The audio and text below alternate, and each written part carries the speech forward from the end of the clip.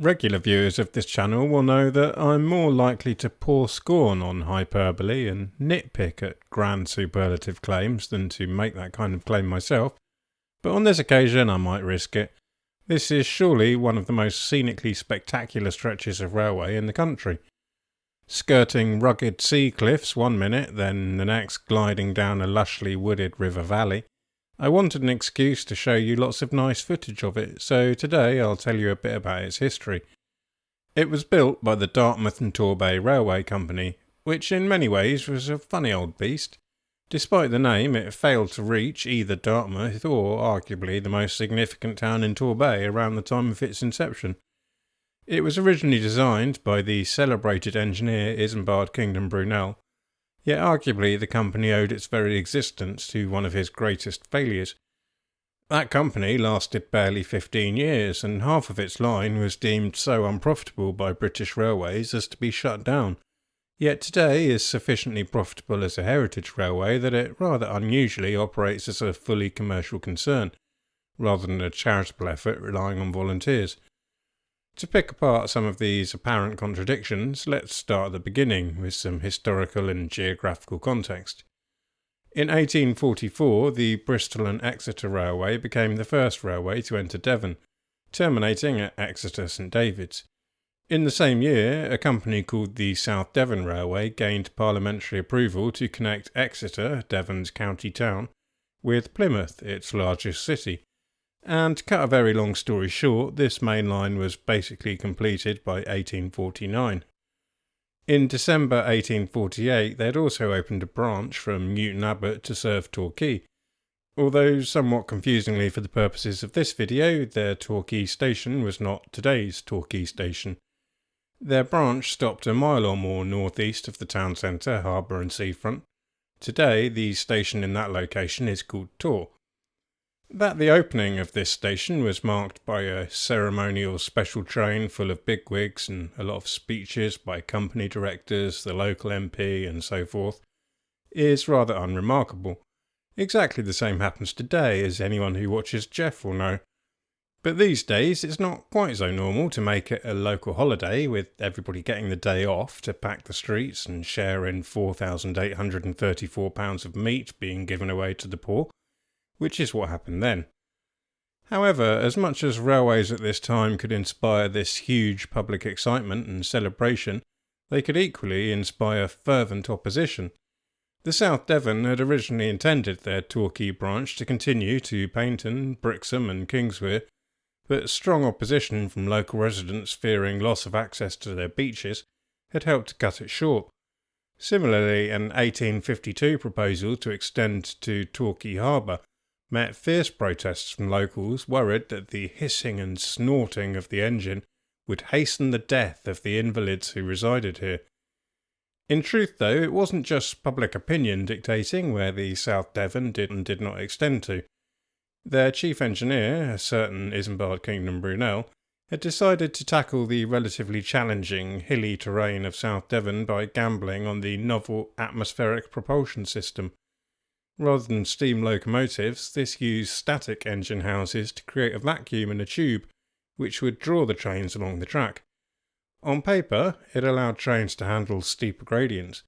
In practice, to cut a very long story short, it didn't really work, meaning the SDR had spent $500,000 on experimental technology it ultimately had to scrap. They were, to use the technical term, skint.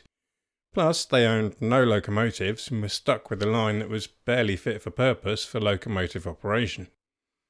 Focusing on their own core problems rather than expanding to as yet unserved towns, some of whom were awfully keen on getting themselves a railway connection as soon as possible, therefore left a gap in the market for independent companies to step in, which is where we finally meet the nominal subject of this video, the Dartmouth and Torbay. The 1850s had actually seen several different proposals for extension of the South Devon's Torquay branch, which had failed for various reasons I won't get too bogged down in lest this video become too long. But in July 1857, the Dartmouth and Torbay finally gained approval for a line which would run from the existing Torquay station to a new station at Livermead, nearer the Torquay seafront, on to Paignton, and down to Kingswear for ferry links to Dartmouth. Now, I must admit, one of my biggest questions when I started researching this was frankly why anybody was quite so keen to build this line in the first place. I'd never questioned why anybody wanted to link London and Bristol, or indeed Birmingham and Manchester, or such like, because that seems entirely self-explanatory. Big cities, big ports, big industrial output, hundreds of thousands of passengers and thousands of tons of cargo meant an obvious source of income from passenger fares and goods traffic. But this line offered approximately none of that. I don't mean to sound in any way demeaning to Dartmouth. It is an extremely charming town with an almost incomprehensibly pretty setting and plenty of lovely historic architecture. But one thing it isn't is big. In 1841 it had a population of about 4,500 people. And while Dartmouth's harbour was historically significant, especially in naval terms, it wasn't a major cargo port, and the town hadn't been particularly transformed by the Industrial Revolution either. To the extent that it did have industry, that was shipbuilding. And the thing about shipyards is they don't really need railways to transport their finished product to the marketplaces of bigger cities. Somewhat by definition, their finished product can leave their premises by sea. Paignton was a similar story. Its population in 1851 was a little over 3,000 and likewise lacked any significant industry to speak of, with an economy based on farming and fishing. Of all the towns in the area, it was perhaps Brixham which had the strongest claim to needing a railway. Its 1851 population of 5,500 was bigger than Paignton or Dartmouth. Indeed, until very recently, it had been bigger than Torquay too. Its harbour hosted easily the biggest fishing fleet in the area. In fact, to this day, it's one of the most valuable fishing ports in England, providing the most obvious source of goods traffic for a would-be railway. Yet the D&T's proposal didn't actually connect to Brixham. With this context, you can perhaps understand my confusion as to exactly why anyone was so keen to build the Dartmouth and Torbay in the first place. The directors of the D&T were evidently a bit more visionary and entrepreneurial than I am, because they were seeing things the other way around. Rather than building a railway to serve already large and thriving centres of population and industry, they envisaged the railway stimulating growth in population and industry. At the ceremonial groundbreaking of their extension, which was also declared another local public holiday, a speech proclaimed that the new railway would soon result, on the banks of Dartmouth, vast stores, vast docks, vast commerce, vast population. Given that the population of Dartmouth increased from a little under 5,000 then to a little over 5,000 today, it would perhaps be easy to snark at these bold predictions as being wildly misplaced optimism. The truth is a bit more complicated, to be fair. After all, they had a very good reason to believe that huge growth could be stimulated. Torquay, at the turn of the century, had less than 1,000 residents, far smaller than Brixham. But then it had become a fashionable resort and the population exploded. 6,000 in 1841, 11,500 by 1851. The arrival of the railway helping to add another 5,000 the next decade and the decade after that. The directors of the D&T were hardly unrealistic in thinking improved railway connections could facilitate similar growth across the Torbay and South Hams area. In fact, they were counting on it. They had, after all, put in an awful lot of the money for the scheme from their own pockets. The various failed attempts to extend the Torquay branch during the 1850s had lost their respective investors a fair bit of cash, meaning when it came to public buy-in for the D&T, enthusiasm was limited. The D&T's directors were, for the most part, major landowners in the region, who were personally bankrolling the new railway not because they expected to turn an immediate profit from ticket sales or goods traffic, necessarily, but because they believed it would stimulate the local economy in general, raising the value of land, allowing them to cash in indirectly. This line of logic is obviously nothing new to me per se. These days it's often labelled transit-oriented development, and the growth of London's tube is a very well-known historical example.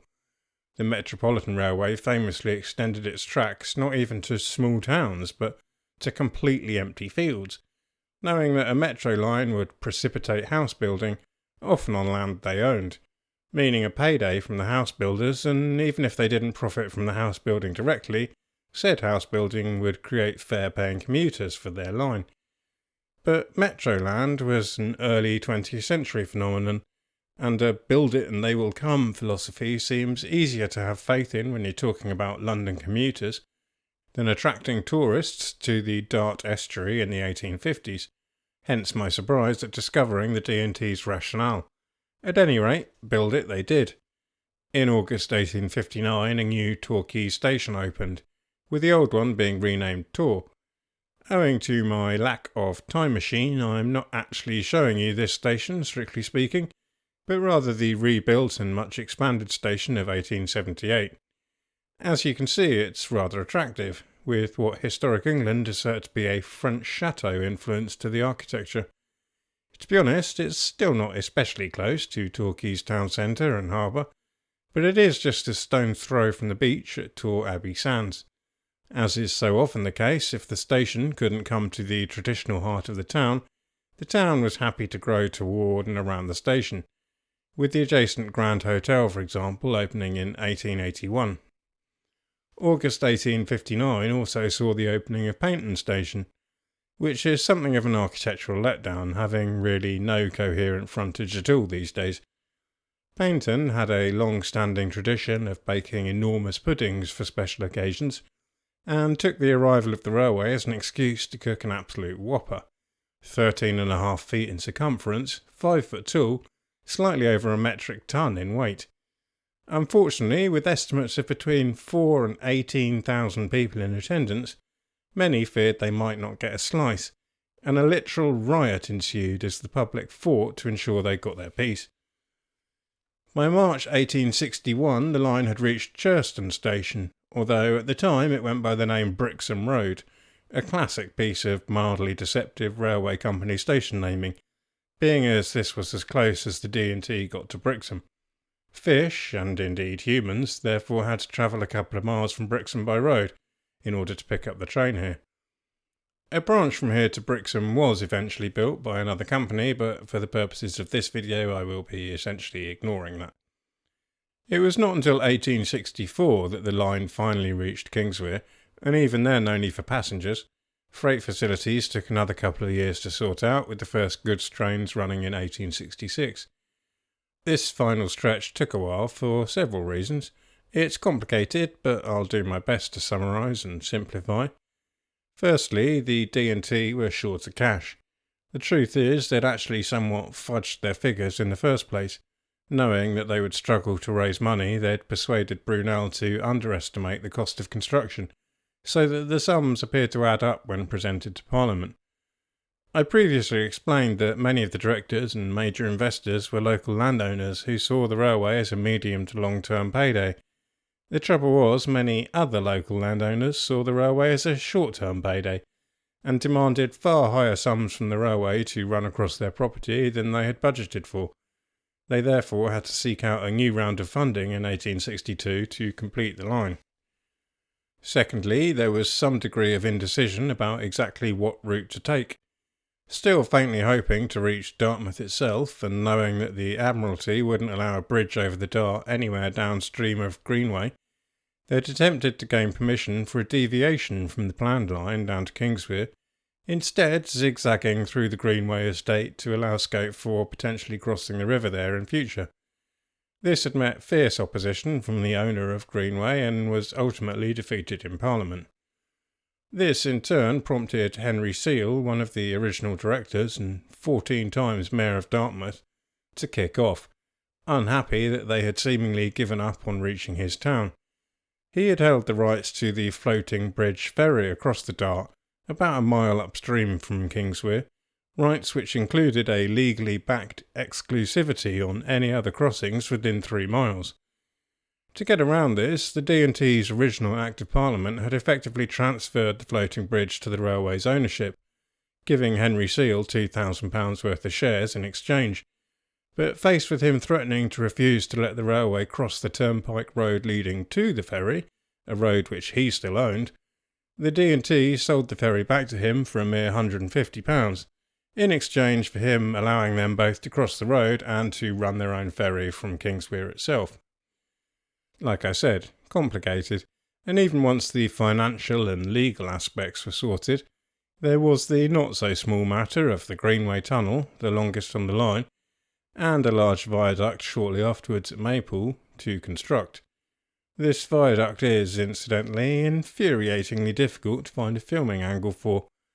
I had to take a bus, a ferry, another ferry, and then hike up a 150-metre hill in 25 minutes flat to find this vantage point, and while it is a spectacular view, I was frustrated to discover I could still only barely see a tiny fraction of the viaduct, and even then it was so windy up that hill that my footage is frustratingly subpar, camera wobbling in the gusts.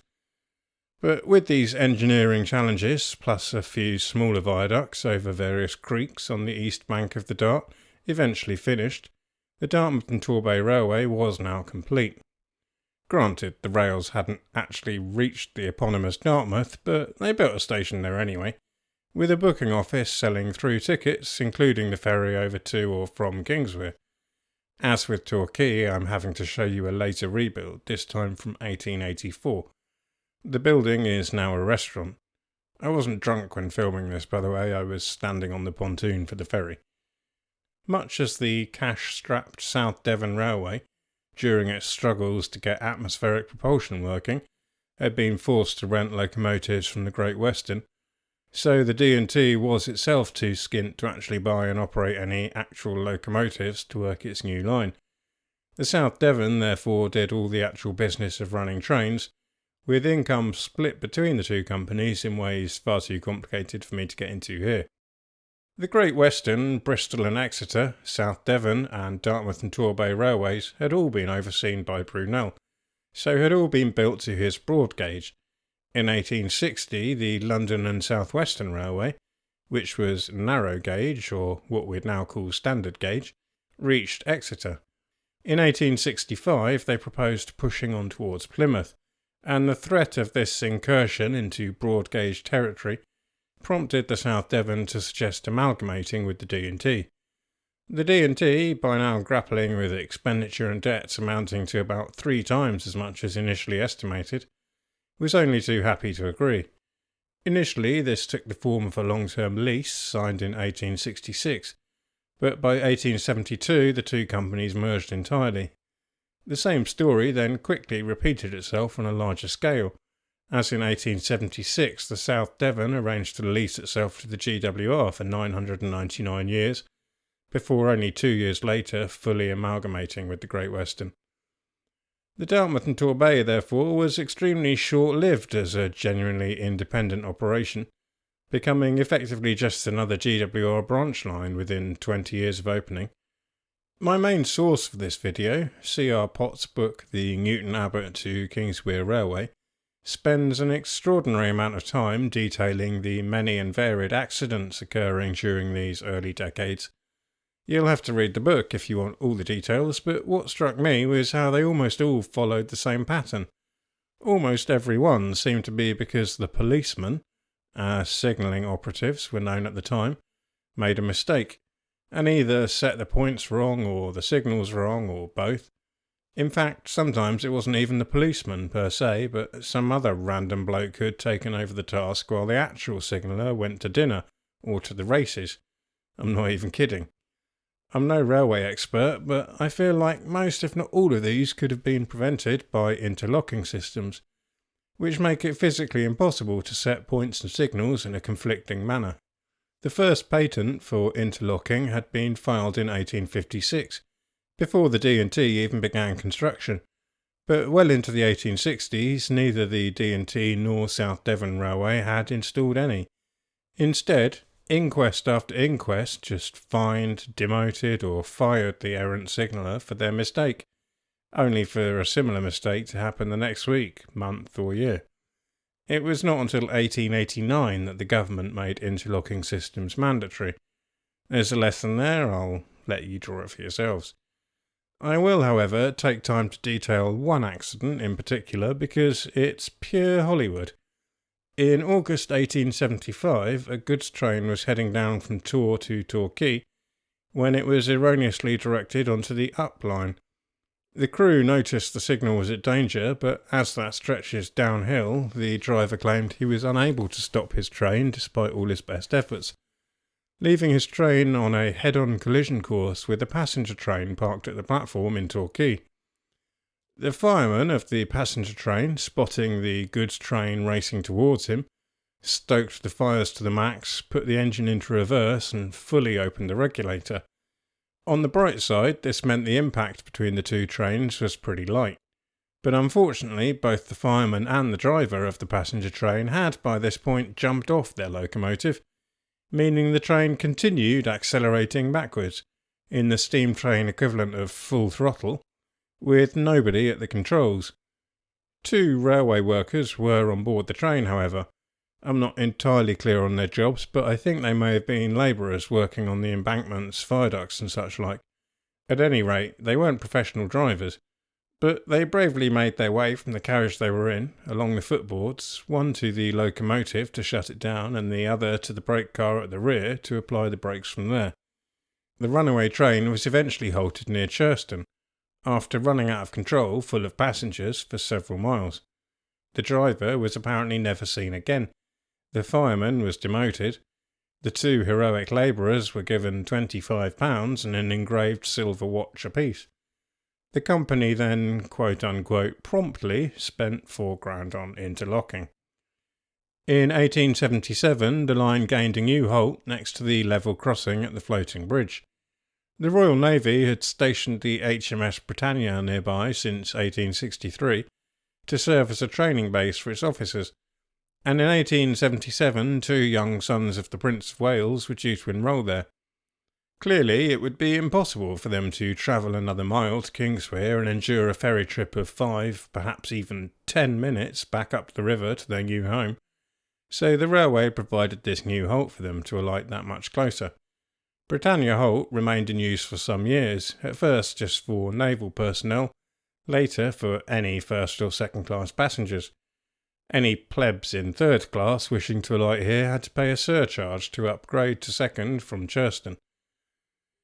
In 1902, the then Prince of Wales, by this time King Edward VII, came to Dartmouth to lay the foundation stone of the new land-based naval college.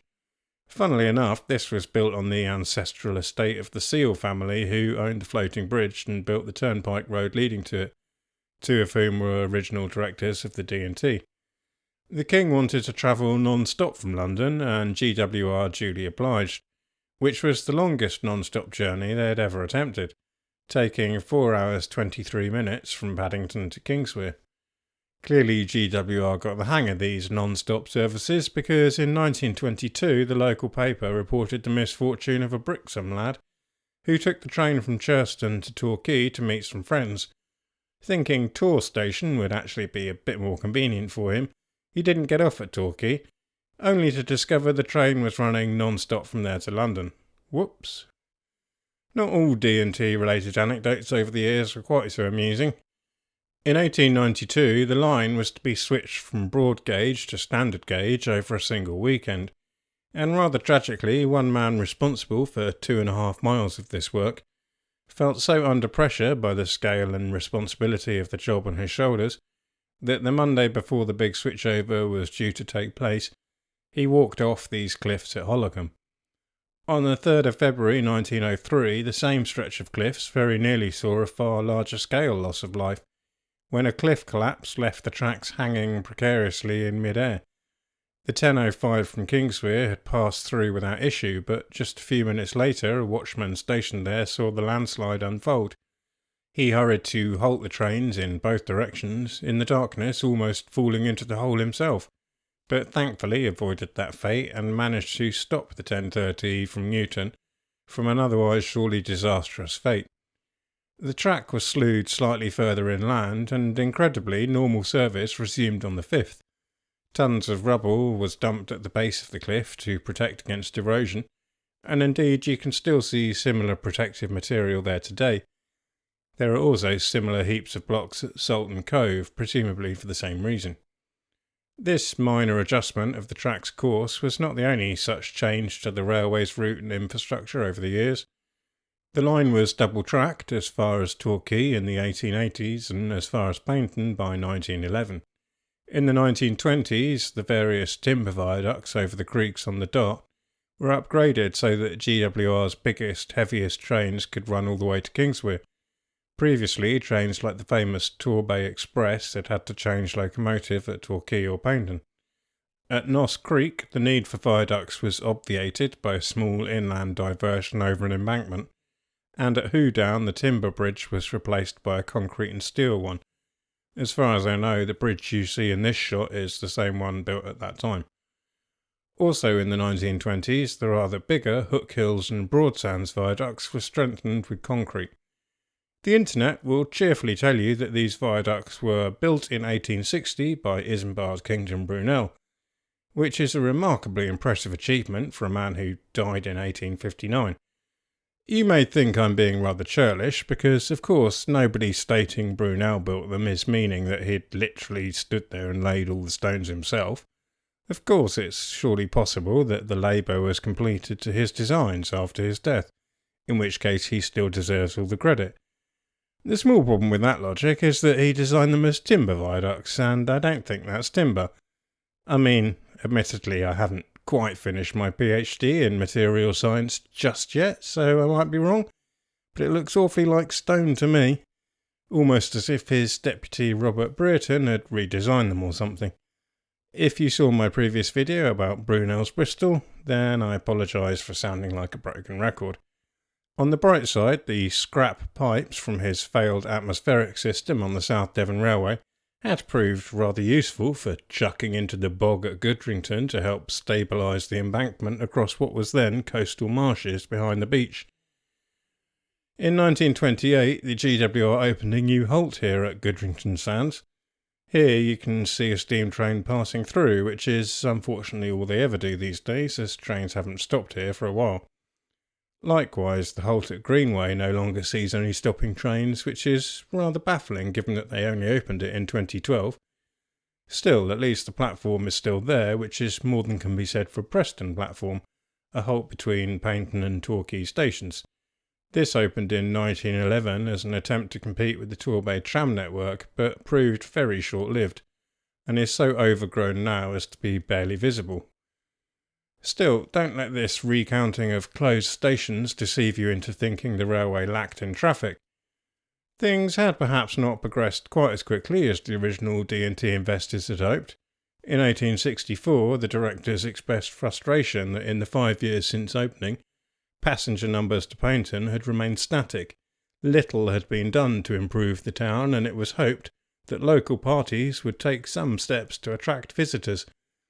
But eventually such steps were indeed taken. Paignton gained a pleasure pier in 1879, for example, and the forecast virtuous circle took hold.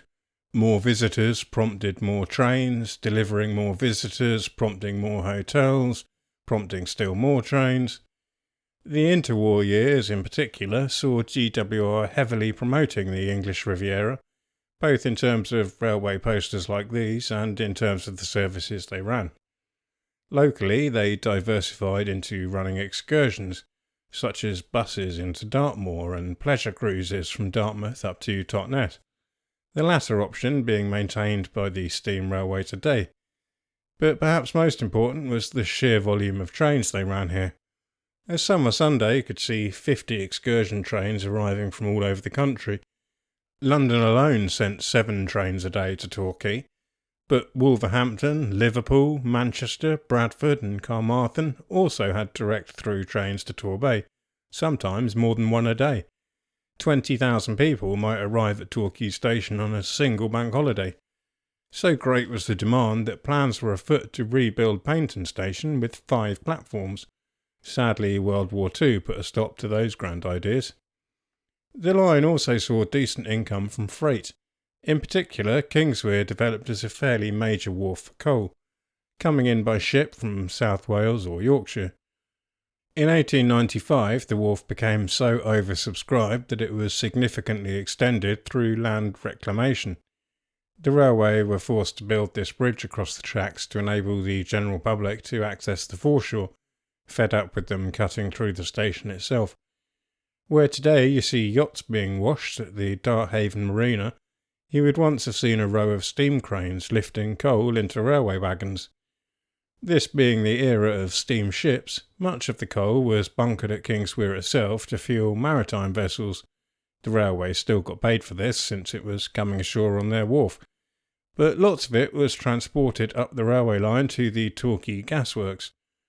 This was located above the Holcombe Cliffs, previously mentioned as the site of that almost catastrophic landslide, and had its own dedicated sidings.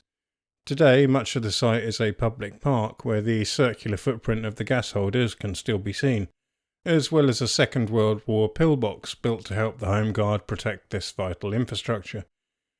After the war, the railway found itself another significant source of traffic. While filming in Dartmouth, I was approached by a gent who told me that he used to take the ferry and train to Churston Grammar School every day. I later discovered that the school had been very deliberately built right next to Churston Station in 1957, specifically so that most pupils could travel by rail.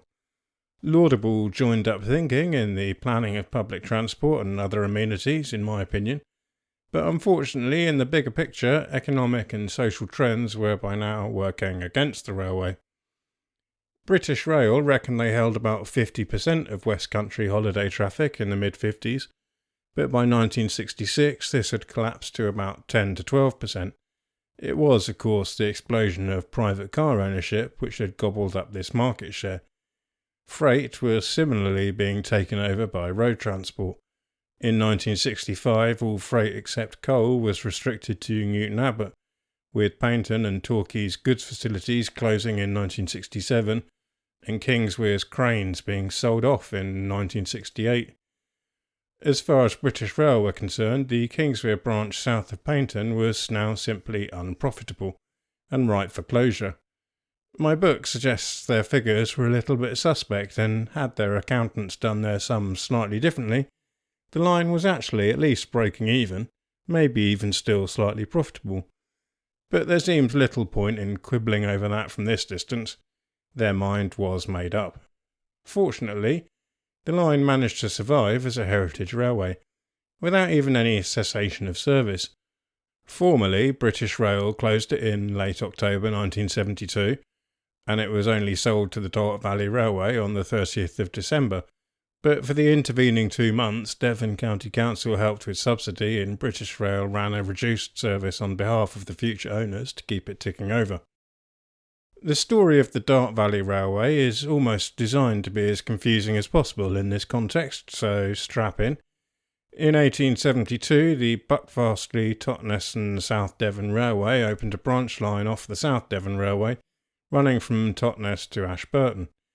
Like the Dartmouth and Torbay, although built by an independent company, this was operated by the South Devon Railway in practice, until it too was absorbed into the Great Western in 1897. It was closed by British Rail in 1962 and reopened as the Heritage Dart Valley Railway in 1969. In 1972 it bought the unwanted stretch of the Dartmouth and Torbay, which it renamed the Paignton and Dartmouth Steam Railway, subsequently renamed to the Dartmouth Steam Railway. In the late 80s, the Dart Valley Railway plc, the company who now owned both of these heritage operations, decided that the original Dart Valley Railway was uneconomical, and transferred its operation, and later sold it entirely, to a charitable trust called the South Devon Railway. The end result being that there was now a South Devon Railway in South Devon which the South Devon Railway didn't build and never owned, and meanwhile the company called Dart Valley Railway plc no longer owned or ran the railway along the Dart Valley, commonly known as the Dart Valley Railway, although it did still own a different railway in the Dart Valley. And you can see why I warned you this was confusing, right? Well, never mind, because for this video it's all actually a bit besides the point. Which is that since 1972 the D&T line from Paignton to Kingswear has run as a heritage operation, while the D&T line from Tor to Paignton remains part of the National Rail Network, today mostly operated by Great Western, although obviously not that Great Western and, this is going to get confusing again. Would it help if I pointed out that, despite what I just told you, technically Paignton isn't the dividing point of ownership because Network Rails still own the track south of Paignton towards Goodrington, although they only use it for empty stock movements, so we can pretend it's part of the Dartmouth Steam Railway even though it technically actually isn't if you want to be pedantic? Probably not. The heritage operation also inherited the ferry service from Kingswear, and to this day your ticket includes the trip across the river to Dartmouth. Echoing GWR's excursions back in the day, they also run cruises from Dartmouth up the river to Totnes, with the option of an open-top bus back to Paignton to close the loop if you don't want to go back the way you came. Although they'd paid British Rail $250,000 for the line, this included a lot of related land and property that was surplus to requirements, and selling this off meant the railway was almost free if you can look at it that way. The Royal Dart Hotel alone got half their money back, going for $125,000 in 1979. The site of Goodrington's former goods station was another 15 acres of valuable real estate, subsequently turned into houses and flats on a street called Great Western Close. As I mentioned at the start of the video, the Dartmouth Steam Railway is rather unusual amongst British heritage railways in that it's a profitable commercial operation rather than a charity reliant on volunteers.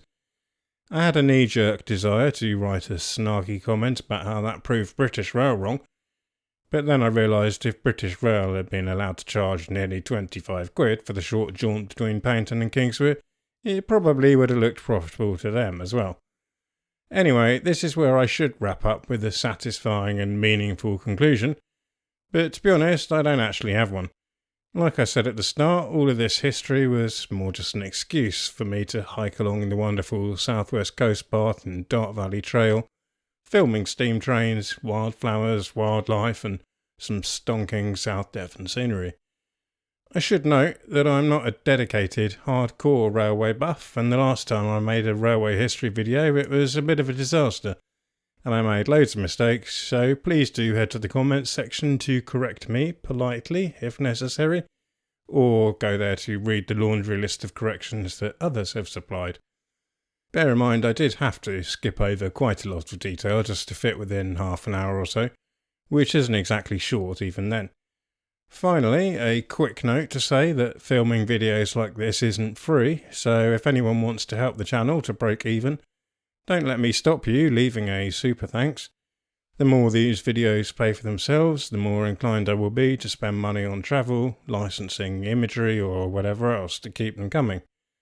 Failing that, if you enjoyed this video, I'm sure you can at least spare a plain old like, and don't forget to subscribe in case I make any more. Cheers!